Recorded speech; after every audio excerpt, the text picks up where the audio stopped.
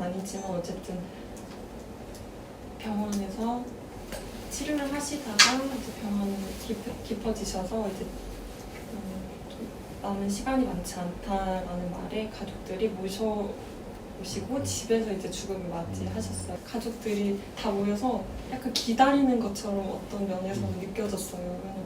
그 순간이 와야지 뭔가 의무에서 벗어나는 것처럼 그런 느낌도 받았고, 또 다른 방에서는 그 순간이 계속 길어지니까 다른 방에서는 또 웃고 밥을 먹고 하는데 바로 옆방에서는 이제 죽음을 기다리는 그런 순간이 있고, 그래서 되게 아이러니하게 느낀 순간이었는데 이 책을 읽다 보니까 또 그런 죽음의 기억이 나면서 난 하루 정도를 할아버지가 떠나신 걸 좀 기다리고 잘 보내드렸는데 그동안 되게 가족들이 마음의 준비를 할 수 있었던 것 같아요. 오히려 그 순간을 기다리면서 크게 막 충격적이거나 슬프거나 하지는 않았거든요.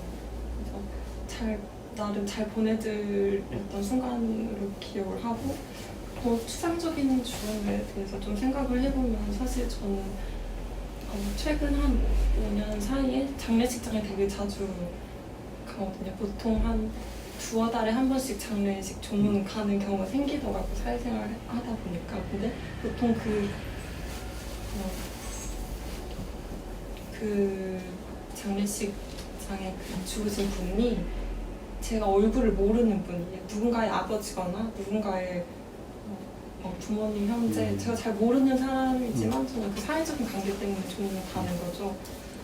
그러다 보니까 되게 남의 죽음처럼 느껴지는 거예요. 그 순간이 장례식장 안에서는 어떤 분위기 압도돼서 슬픔에 잠기기도 하지만 장례식장 밖을 나가면 또 너무 남의 일처럼 느껴지기도 하고, 그래서 항상 죽음이 너무 가깝게 느끼거나 심각하게 생각해 본 적이 없었어요. 이 책을 읽고서 다시 생각을 해보니 너무 막연하게 죽음이란 그냥 고통스럽고 부정적인 것으로만 생각하는데, 그 이유가 방금 말씀드린 대로 남의 죽음이어서 그랬던 것 같고, 하나는 그냥 죽음이 너무 그 죽는 순간에 고통스러울 거다 하는 그런 고통스럽게 죽을 것이다라는 저의 어떤 이미지가 남아있어서 그렇게 받아들였던 것 같아요.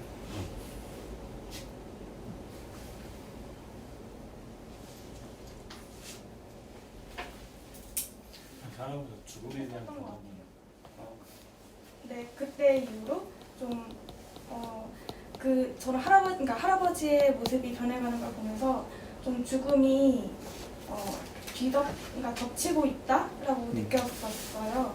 그러니까 죽음에 우리가 주체적으로 할 수가 없고 죽음이 어쩔 수 없이 다가오는, 그렇게 거기에 밀려드는다고 생각을 했던 것 같아요. 그래서 나는 그렇게 죽기보다는 좀 더 내가 선택할 수 있다면 좀 주체적으로 죽고 싶다, 이런 생각을 막연하게 했었던 것 같고, 네, 그랬습니다. 이제 아버지하고 이제 어머니 죽음을 경험을 하면서 이제 병원에 대한 경험이기도 한데요. 저희 아버지는 이제 93살에 돌아가셨어요. 사망 진단서에는 한 신부전에 그러니까 항상 그 현대의학에서 병원에서 내려진 사망 진단서에는 사망의 원인이 써 있으니까 꼭 병명을 밝히려면 어떤 병이든 다 병명이 있을 수 있고, 마치 점점 이제 현대의학이 이제 발전하면 발전할수록 자연사라고 하는 개념을 거의 용납하지 못하는, 그러니까 자연사라고 의사들이 표현하게 되면 그건 의학의 한계를 스스로 증명하는 것처럼 생각을 하면서 결국 이제 우리 자연사라는 개념이 점점 사라지고 있죠. 근데 사실 자연사라는 것도 우리가 병의 원인으로 따져 본다라고 하면 어떠한 병이 깊어서 결국은 자연사라는 것으로 귀결이 될 텐데, 근데 이제 제가 부모님 두 분의 이제 죽음을 경험을 느꼈던 건 바로 이런 딜레마들이었었어요. 그러니까 이제 병원이나 의사들 같은 경우에는 뭐라 그럴까요? 아까 선생님 잠깐 말씀하셨지만 아주 의학을 믿고 있는 의사한테는 병은 정복의 대상이 그 정복의 패러다임을 가지고 있는.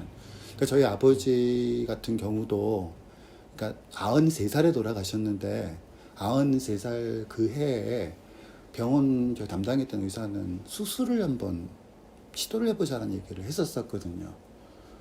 그러니까 저는 이제 과연 아버지가 93살에 수술을 받을 수 있으실까?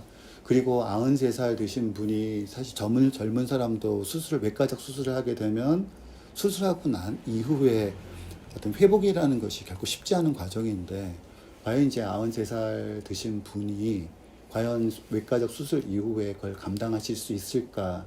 저는 이제 그게 이제 궁금하고 근데 그걸 제가 판단할 수는 없으니까 의사와 그걸 판단하고 싶은데 의사는 그걸 절대 판단을 안 해주는 수술이 가능하다. 계속 수술을 해보자라는 쪽으로들 하고 그럼 그런 상황 속에서 사실은 가족의 아들의 입장에서 외과적 수술이 가능하다는데 이걸 내가 안 한다고 하면 의사도 아닌 사람이 내가 이런 판단을 내려도 되는가라는 법이 나는. 이제 저희 아버지 담당했던 의사 같은 경우에는 그러니까 정복 패러다임이 굉장히 강하셨던 분이셨던 거죠.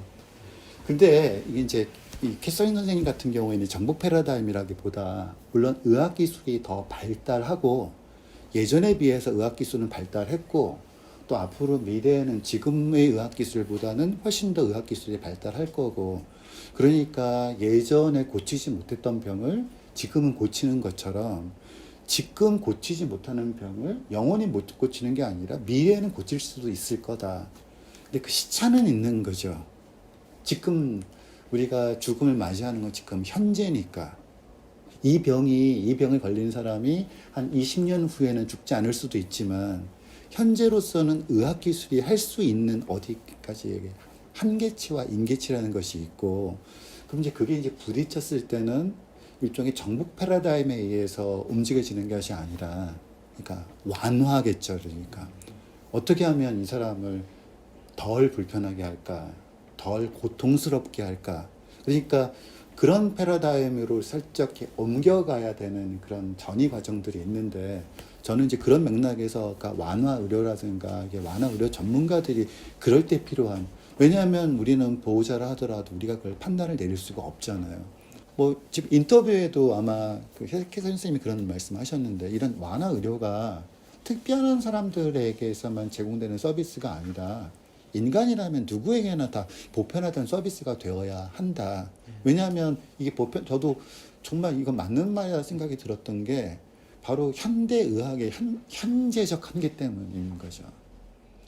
20년 후에 고칠 수 있으나 지금은 못 고치는 그 경계에 있는 사람이 있다면 그러면 진짜 병원과 의사가 할 수 있는 건 정말 이 치료 말씀하신 것처럼 그 치료나 수술이나 이런 의학적인 그런 거 받다가 죽을 수도 있는데 그거 만약에 사망에 이르게 되면은 그게 너무 실패하는 것처럼 느껴지게 만드는 거예요.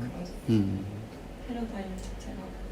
그래서 여기 책에서 저희가 좀 인상 깊었던 이야기인데 홀리라는 그 아이 2명을 가진 젊은 엄마의 이야기였는데 그 죽음에 가까워오는 시점에서 쇼핑도 하고 산책도 하고 집으로 다시 돌아와서 2 딸과 함께 죽음을 맞이하는 그 이야기를 보면서 좀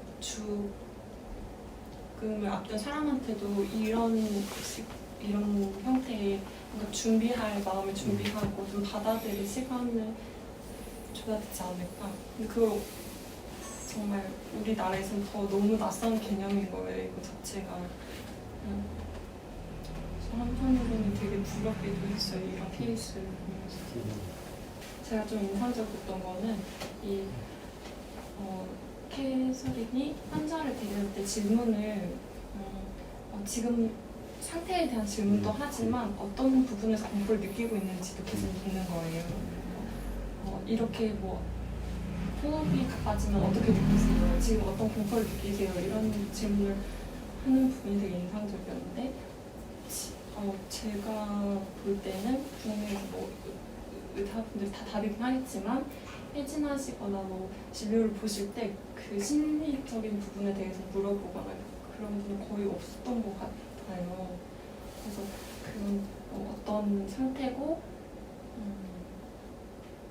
그 심리 인지 효과 그 치료 인지, 부분 인지. 네, 그 부분에서도 좀 이 책을 어제 오늘 더 열심히 좀 몰아서 읽었는데 읽으면서 계속 울면서 읽어서 네, 오늘 왜 이렇게 눈이 아픈가 생각했는데 많이 울어서 그렇구나 생각했고 저는 작년에 엄마가 암으로 이제 6월 말에 돌아가셔서 아직 1년이 안 돼서 근데 돌아가시고 나서도 죽음에 대해서 말하는 걸 막 피하지는 않았어. 오히려 그냥 엄마 돌아가셨다는 것도 얘기하고 죽음에 대한 책도 일부러 니은서점 책 추천할 때 추천도 하고 왜냐면 엄마의 그 죽음으로 깨달은 건 누구나 다 죽는다는 거라서 어차피 다 죽을 거고 나도 죽을 거니까 먼저 좀 더 생각할 계기가 필요하겠다는 생각에 이런 죽음에 대한 책도 많이 읽었는데 근데 이 책은 좀 읽기가 힘들더라고요. 네, 뭔가 너무 직접적인 임종 장면이 끝없이 나와서 네, 저는 그래서 힘들었지만 또 많은 사람들이 읽으면 좋겠다는 생각도 있고 우리나라 병원 시스템과는 정말 우리나라에도 이런 완화 의료 있는 호스피스가 있을 수는 있는데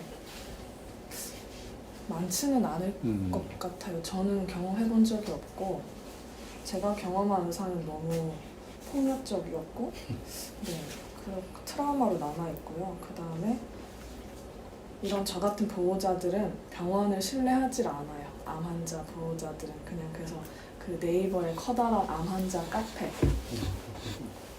병원에 입원해 있는데도 카페에다가 글을 써야 돼요. 왜냐하면 여기서 이렇게 있다가 그냥 그 결정권 하나 없이 죽음을 당하는 거 아닌가? 그러면 보호자들은 그 죄책감에서 사로잡혀서 힘들어하고 또 환자를 위해 최선을 다해주고 싶은데 그 정보가 너무 없어서요. 아까 교수님 말씀하신 그런 실장 같은 코디네이터라도 있어야 되는데 이런 캐서린 매닉스 같은 분들이 없고 저희 엄마는 돌아가시기 전 한두 달 전에 원래 다니던 서울병원이 아니고 이제 그냥 좀 몸이 안 좋아서 고향 병원에 가야 했는데 그 병원 의사가 종양내과 의사였는데 호스피스 담당이기도 했지만 저희 엄마 처음 본 날 그냥 어떻게 하시겠어요? 호스피스 가시겠어요? 그냥 이게 약간 관련이 많군요. 네. 약간 그게 무슨 뭐 슈퍼 가는 것도 아니고 그러니까 어떠한 사람에 대한 존중 없이 네. 그랬던 기억이 나서 뭔가 이런 책들이 좀 많이 더 읽히고 하다 보면 의료계가 바뀌지 않을까라는 생각도 저는 절대 이런 사실 이 책에서 본 것 중에 저는 그 기억났던 게 그 모이라라는 간호사가 있어요. 그 간호사가 이제 자기가 돌보던 환자의 어떤 부검을 할 거냐 말 거냐를 놓고 이 캐슬린 매니스랑 약간 갈등을 하다가 결국엔 부검을 하게 되는데 그 부검을 이제 참관을 하거든요. 모이라라는 간호사. 근데 그때 그 부검을 하면서 되게 많은 것을 알게 되고 그 간호사도 암이 예를 들면 암이 흰색이구나 뭐 그런 걸 알게 됐다는 얘기도 있는데 그런 것처럼 우리나라도 그냥 이렇게 거리를 두고 그냥 가만히 자기 것만 지키는 것보다는 조금 약간 상처가 날 수 있어도 좀 더 이렇게 직접 마주하는 거 이렇게 부딪히는 거 그런 게 필요하다고 생각이 들었어요. 거기는 하루에 몇백 명씩 사람들이 기다리는데 선생님은 얘기를 다 들어주셨어요. 네, 그래서 이게 뭐랄까요. 근데 또 같은 종양내과인데 다른 의사는 또 굉장히 불친절하고 그러니까 이게 아무리 힘든 시스템 속에서도 그 선생님은 자기의 이런 캐슬린 매니스 같은 좀 마인드를 가지신 분이었구나를 지금 떠올렸어요. 그래서 그러니까 네. 저는 특정 직업은 네. 여전히 소명의식이 작동돼야 네. 되는 직업이 있고 소명의식을 갖고 있는 사람들이 해야 되는 직업이 있다고 보거든요. 그러니까 의료진이 대부분 그러니까 사실 소명의식이 없으면 제대로 해낼 수 없는 보통인이 아니잖아요. 그러니까 그것도 그렇고 누구를 가르치는 일도 사실은 소명의식입니다. 근데 이제 우리 같은 경우 그 직업이 안정적이다라는 이유로 그다음에 상대적으로 그러니까 고수익이라는 이유로 자기 자신에게 그런 소명의식이 있는지 없는지와 상관없이 그러니까 그러니까 안정적인 직업과 고수익이 보장되는 직업 때문에 그러니까 이과에서는 그러니까 일단 성적순으로 전국의 의대를 다 채우고 그 다음에 다 다른 과를 가는 시스템이니까. 근데 사실 우리가 의심해 보면 그럴 수가 없는 거잖아요. 공부 잘한 순서대로 다 의사직에 대해서 소명의식 갖고 있다고 볼 수는 없는 건데 그게 정확하게 우린 그 성적 시스템을 움직여지니까 실제로 현장에서 경험하는 의사들은 우리가 기대하는 의사, 그러니까 의사는 이런 것이 아닐까라고 상상했던 것과 굉장히 어긋나는 의사들을